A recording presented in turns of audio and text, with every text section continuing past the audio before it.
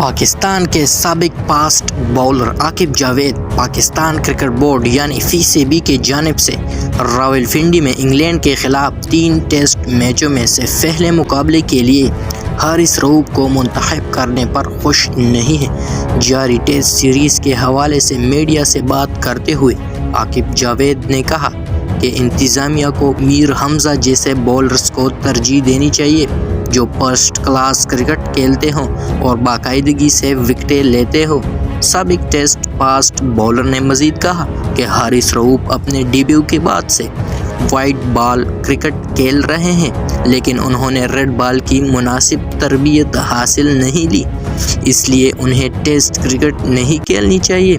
شاہین شاہ آفریدی اور حارث رؤوف کی انجری کے حوالے سے پوچھے گئے سوال کا جواب دیتے ہوئے عاقب جاوید کا کہنا تھا کہ ایک بار جب کرکٹ بورڈ کسی باؤلر کی گرفت میں آ جائے، چاہے وہ T20 ہو، ون ڈے ہو یا ٹیسٹ، وہ تب تک آرام نہیں کرتے جب تک وہ برباد نہ ہو جائے۔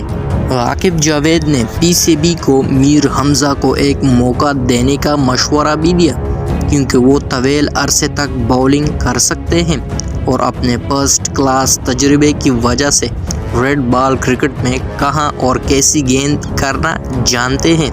عاقب جاوید نے مزید کہا کہ آپ پارٹ ٹائمرز کو ایک سرے سے کام نہیں کر سکتے۔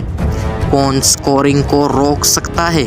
ٹھیک ہے، وکٹیں ملیں گی تو ہی مہلت ملے گی، بصورت دیگر انگلینڈ تیز رفتاری سے سکور کرے گا۔ اور یہ بات عاقب جاوید کی درست نکلی کیونکہ حارث رؤوف پہلے ٹیسٹ میچ میں ہی انجرڈ ہو گئے ہیں۔